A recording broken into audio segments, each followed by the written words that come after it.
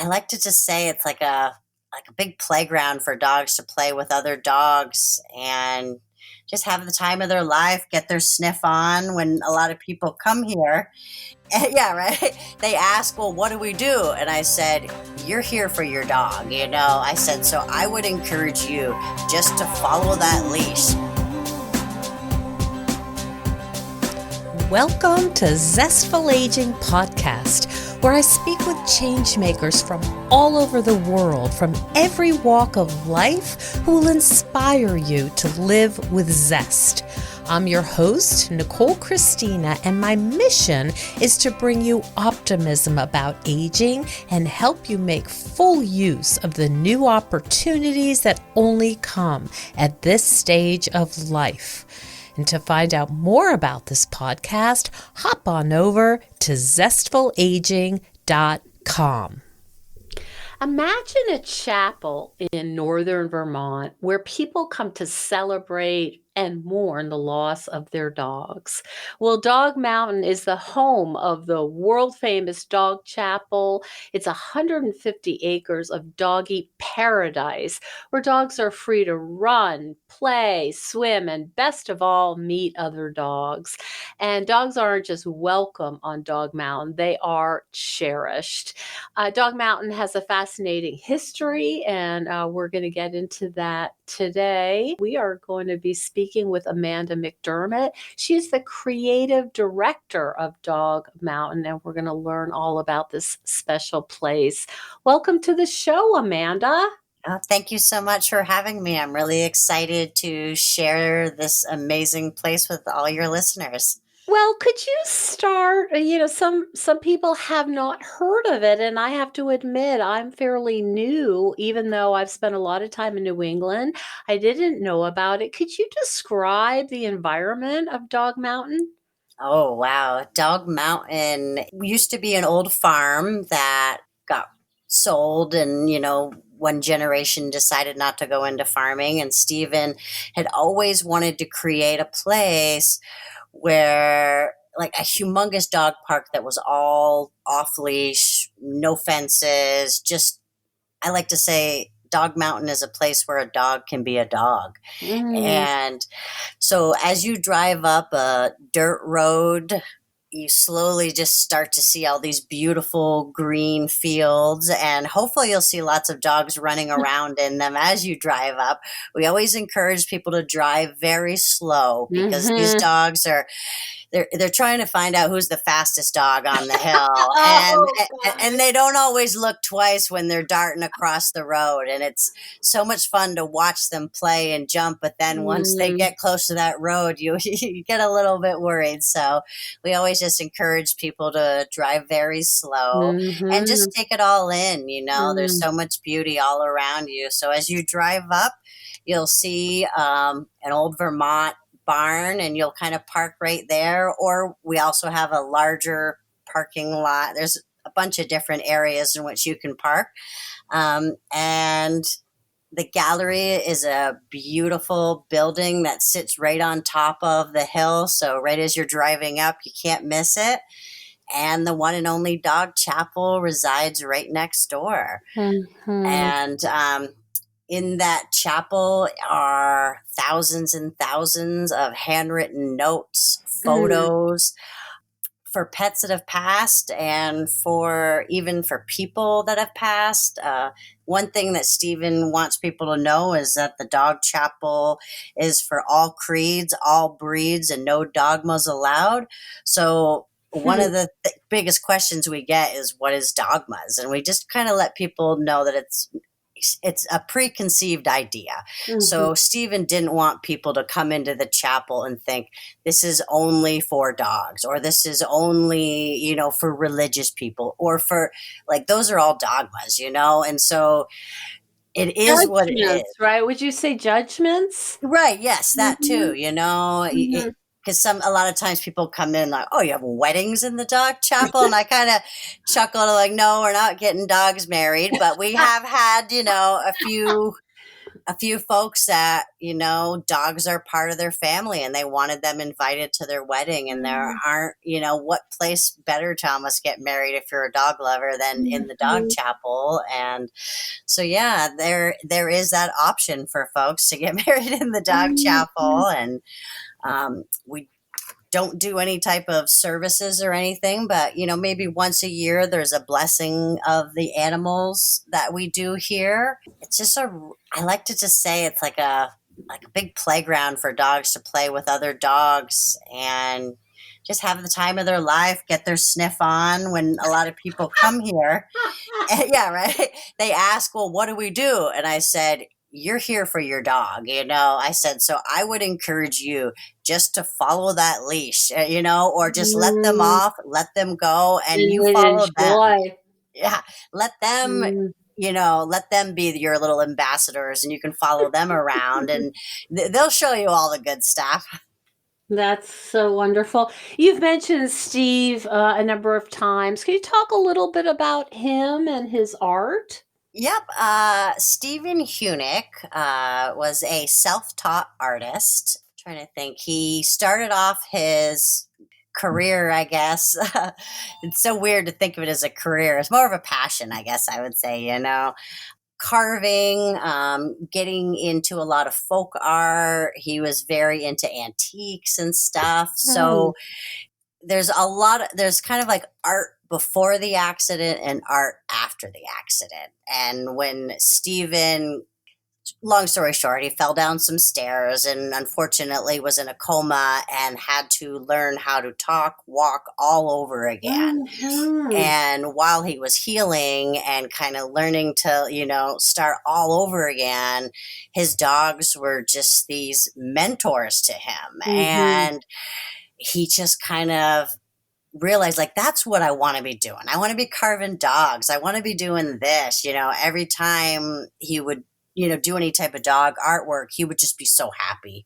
And so we're really glad at Dog Mountain that his art kind of channeled into this direction because it just makes so much sense. It's so relatable, and so many people that come to Dog Mountain and see his artwork are relating to their dogs at home. And mhm. He there's has these sweet little sayings, and it's just super happy, right? oh, Engaging and sweet. definitely colorful, Mhm. humorous. He's So learned through silly. experience. Yeah. Ah. Mhm. Yeah. So that was the work that he did as he was recovering from this accident. Yes, because when you do come to Dog Mountain in the gallery, you'll see these gigantic rainbow trout tete-a-tete chairs curving around. You'll see these gorgeous bathing beauties, these women stacked on top of each other in bathing suits with a light bulb on top. And so some really unique things that you're like, wait, where did this kind of stuff come from? So that was really his early art, and it's really nice to still have a lot of that in the gallery because he is kind of very well known Mhm. for his dog art and his famous life is a ball print and things like that. So it's great to be able to come into the chapel and the gallery and see some unique things that are, a little out of his niche that we expect from him. Mhm, mm. Yeah, I think many people would look at his art and say, "Wait a minute, I've seen that before." Yeah, we get that a lot, and it's really nice. I love to hear that. Mhm. And so then he bought this acreage and turned it into Dog Mountain. Is that how it went? Yeah, it took a very long time to completely renovate the property that he purchased and to create the dog chapel in the vision that he wanted. He was uh, a real person for details. When you come into the gallery, there's just so much beautiful tiger maple wood all over the place. Mm. Mm. Lots of little details, little teeny dogs carved into little places that you don't even expect to find them. Ah, So a lots of real labor of love. oh, definitely. There was not like a hurry up and let's get this out quick. It was Let's kind of like crank it out. right, yeah, no, he wanted to just make it as beautiful as possible, and, he had the skill for it, and, when people come up here, they're just in awe, there's Mhm. just It's a very a special. it sure is because it's like you don't ever see this stuff in in our modern day life of going to the grocery store and, back and forth from work and to come up and kind of just see all this. It's a feast for your eyes, is what I like to Mhm. say, just Mm. so much stuff to look at and admire. What role did his wife Gwen play in this? She played a huge role, and that's kind of something that not that many people really knew about.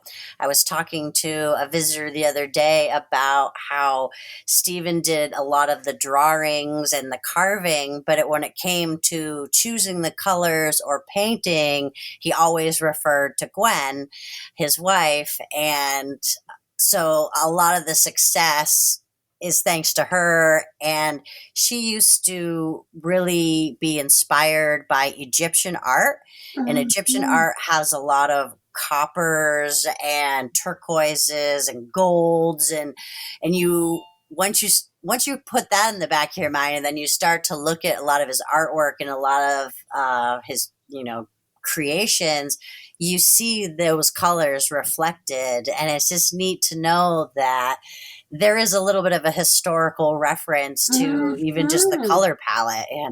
That is really interesting.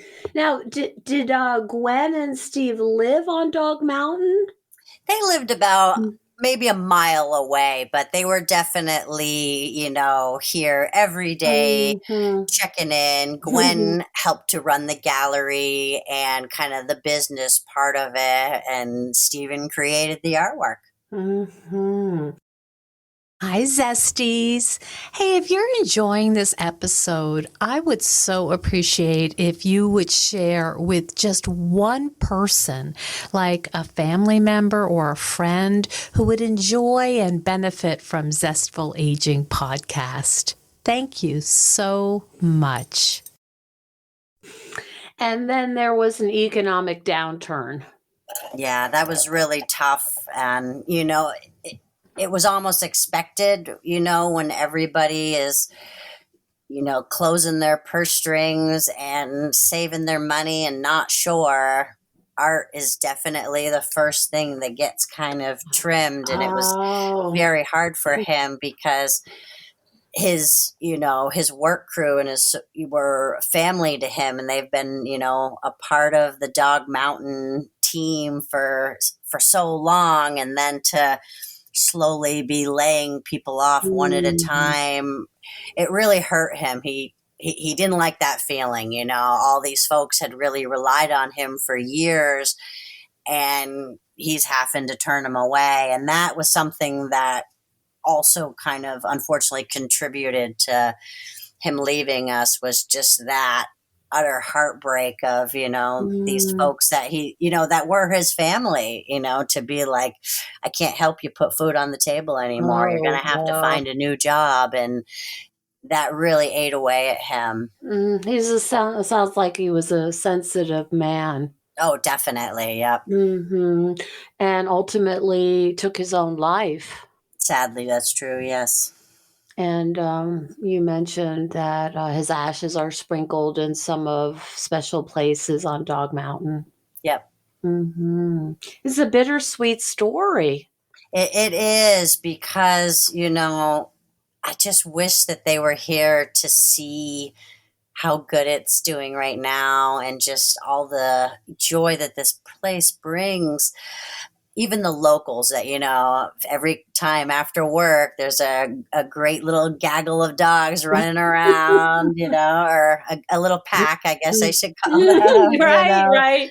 and they just it brings them so much joy to be able to Mm, meet and greet and chase other dogs and play and tussle. And I mm. was joking with some of the other people that we're just standing around watching our dogs play. And I said, thank goodness for your dogs. I said, because I can't tire her out like this. Yes, I that's right. try, but I can't compete with that puppy energy. Right. Oh, I totally hear that. Yeah. So, what brought you to Dog Mountain, Amanda? What was the draw for you? But well, honestly, it was a coworker that we used to work together. I kind of got back in touch with her, and she told me, "Oh, come visit me at work." And she gave me directions to Dog Mountain. And what was funny is I was living in St. Johnsbury, but I just never came up to Dog Mountain, never discovered it. But thanks to this address and this, friend, date friend, came up here, and I was in awe. I was kind of shocked that I'm like, I live in this St. Johnsbury and I didn't know this amazing place existed. Oh. But I would say I was a bit of a cat girl back then. I like the low maintenance kitty style. But Mhm. so when I came up here, I was like, I'll do anything to work here. Wow. And it didn't take me long. I think a day later, I came back and met with Gwen, and I was hired. And yeah, I've had a fantastic time working here. It definitely has been really bittersweet. A lot of kind of ups and downs. I think like most any employment status sometimes. Especially just with art in the economy. Mm. But other than that, the joy that getting to work here, like I definitely feel like one of the luckiest people to just meet all these smiling faces. And I say, no one ever shows up at Dog Mountain mad. No. Mhm. They will show up sad sometimes because they know they've got to do some emotional work in the chapel. And so what I encourage people to do is you go in the chapel and you write those words, and Mm. it's almost like you write a little letter to your dog that you've lost, Oh. and kind of you feel those emotions, and you have a good cry. And then I say you come out and you stand on the chapel steps and you look around the grounds and you watch one dog zoom by you and another dog zoom by you, Mhm. and then this smile creeps on your face and you start Oh. to realize it's going to be okay. And then so you have these little, reminders of the present and the happiness. And so then you walk into the gallery and you just see all this amazing artwork, and you see these Mhm. silly, depictions of dogs and these things that they do in your house, and you just start laughing.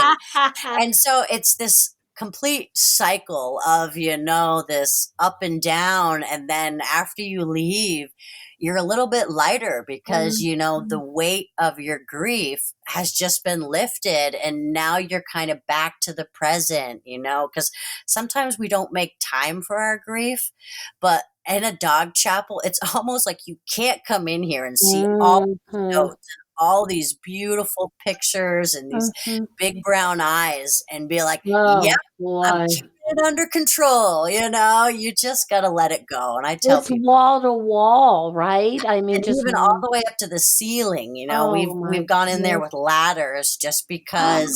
And it's amazing because Stephen never thought that there would be that much of a need. When he first created the chapel, he only wanted to have one wall that was probably maybe 10 feet by 10 square. That's it. Like no more pictures, once this wall's full. But it just showed how much it was needed, how much space is needed for these photos, these notes, these, mementos of love. There's little Mhm. dog collars in the chapel, Oh my gosh. all kinds of little things like that, and I think it makes people feel good to come to a really special place like this Mhm. and pay a tribute to the dog that loved them and they loved in return. Mhm, and it's so hard to put words to the depth of that relationship.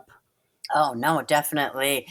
I just recently adopted this new dog, and I was saying, like, my heart is living outside my body right now, running around, darting in and out of traffic at Dog Mountain. And Oh gosh. now I know, like, the amount of love we give to these pets. It's It's hard to imagine. I mean, of course, not everyone feels this way, but I cannot imagine life without a dog. It just would seem so flat. right. My life is in the morning, it's like, well, what trail are we going to run on today? It's always like it sets the framework for the rest of the day. Where are we taking the dogs today? Right. Yeah. And, each morning I experience this certain early morning beauty that so many people don't get to see. Like, Mm-hmm. sometimes the sky is just amazing. And yeah, I think having dogs get you a little bit more in tuned with nature and kind Mm-hmm. of, I've only had her for maybe 3 weeks, but the amount, the The quality of my life attachment. has improved. I'm so right there with you. And I've recently moved to a town outside of Syracuse, and there's a lot of trails, and just watching and hearing the birds, and then watching them, run after the chipmunks, and hmm it's hard to be grumpy, Right. even if you haven't had your proper coffee yet, when you're seeing them completely in the moment. They're just right there in that moment. And they're, in my the way of thinking, they're just great teachers. Oh, definitely. They allow you to see the gifts all around us that sometimes we don't even notice. But they Hmm. they will notice, and then we will notice. Hmm. What have there been any particular stories you'd like to share of being up there and inviting guests, and some of the experiences you've had?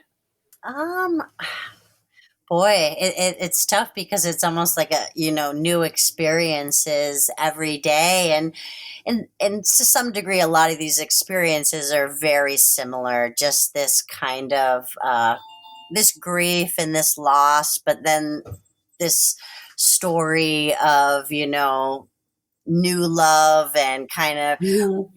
a lot of people will be coming here to put up a memento, and they are also kind of not wanting to bring their newest dog here with them because this is just for I, hooking I hear some contributions in the background. this dog mountain. that Ah, yay! Yep, that is Sally. That is Gwen's Sally girl, who, Um, after sadly Gwen passed, I helped to take care of her for you know while she needs it and all that good stuff. So yeah, she's here with me. and uh, I just adopted a dog, another dog, and named her Sally. One of the important things that I think we need to share is that this is not free, right? And that these kinds of places with art, places with dogs, they run on donation. Can you talk a little bit about how that works and what it is that you need? Yeah, well, like you said, we definitely need those donations for sure. Dog Mountain has a lot of overhead with just lawn care and just, every day to day expenses. And thankfully, Dog Mountain has been supported through the art of Stephen Hunick in the gallery. All of the proceeds from his artwork in the gallery and online all go to help fund Dog Mountain and make sure that it's available. We also have these pack memberships where it comes with a cute little dog tag where, Hmm. yeah, so you can become an annual membership and get a little cute tag for your dog, and that supports us as Oh. well. And then some people, we have a sustaining membership, so like once a month you can drop $5 and it gets kind of automatically charged. Little things like that help to make sure that Dog Mountain will be here for years to come for many more litters of pups to Generation, discover. Yeah. generations of dogs, and Yeah. and so Amanda, tell our audience where they can. If you have such a beautiful website, I was enjoying looking at all the parts of it. Where can they find out more about the pictures, what it looks like, more about Stephen and Gwen, and where they can contribute? Yeah, definitely. The website is pretty simple. It's dogmountain.com. We also are on a lot of the good social media platforms. So just do a little search for us there and you can get connected there. We've got some amazing photos, videos of our dog parties. Like, wait, dog parties? You guys have dog parties? Well, yeah. And So you have a beautiful music, a day of music. Am I right about that? yes, Dog Mountain has been for I think maybe 5 years the venue for this amazing concert series that happens each summer, and it's a free concert that is hosted through a grant that we get from the Levitt Foundation and Catamount Arts. They are the organizers for that event, so it's a big Mm. group team effort, and it just comes together for such a beautiful day of music on out in our big backfield. It's almost like a little amphitheater, a natural amphitheater with the Mhm. way the hill goes up. And yeah, it's such a great time. I've always enjoyed seeing all the families that come, and it's really great to bring the community together. When you're sitting down enjoying the music, you're also watching people that haven't seen each other for a long time, and it's just great to see these connections and this happiness that this event has brought. And one of the funniest things I've ever witnessed at these concerts is when the musicians, they stop playing their music and everyone's clapping, the dogs are barking. And then as the clapping quiets down, so does the barking. And I was like, wow, they're applauding in their own way. And I just was kind of like, I can't believe this. I thought they were going to be like, my doggy ears, but no. And maybe also in conjunction with the energy, and the dogs were just kind of like, yeah, yeah, we're Yay, rooting for go. this. Yeah, exactly. So it's a fantastic place that we have up here that is just such a great resource for the community of people Mm. that get to come up and just hang out on our patio, have a cup of coffee early in the mornings. We've got a few people that come up and walk their dogs and kind of have their morning coffee right on our Oh, patios too. wow. So it's That just a sounds like really heaven. oh, it is. And when you see the people sitting there, you're like, I'm jealous. It's like, I want to be in that moment and in that space where you just get your little heels kicked out, your coffee, and your dog is Oh. playing and running. Oh, And what could yeah, be better? I had this funny experience. I was sitting in front of the fireplace this winter knitting and with my dog by my side. I was like, this is the trifecta right right? here. This is the happy, my coffee there, my knitting, my dog, fire. I was like, it doesn't get any better than that. So, one of the things that research tells us is that experiences are so much more meaningful than just buying stuff. And so I want to put a plug in to people who think they might enjoy going up and seeing this really special place. And, if you're thinking about, well, where do I put my resources? Do I get a new blank blank or do I go and experience the joy of Dog Mountain? Research will say you will get more bang for your buck spending time up there. And I'm so grateful that you were able to tell us all about what it's like and the specialness of Oh no, I this. love sharing, Dog Mountain with so many people because no one's ever left Dog Mountain and been like, oh, well, that was That a was a waste waste. of time. That's a waste of time. Yeah.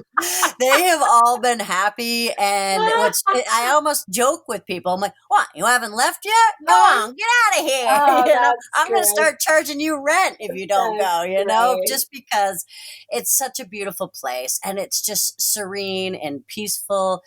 And it just seems like this world that we live in is so fast paced and so like hurry, hurry, hurry. And then you come here, and I like to tell people, hey, you're on Dog Mountain time. Don't worry about it. Like just be in the moment. And I think that's what dogs really teach us, to kind of enjoy that time. And so many folks have also told me that when they're coming back, after a year, and as they, get off the pavement and hit that dirt road, they'll say, my dog becomes alert, starts hopping from the front seat to the back seat. And so I joked, I was like, oh, you can smell the pee from the road, like, how does this dog know that, like, he's coming back to Dog Mountain after a full year?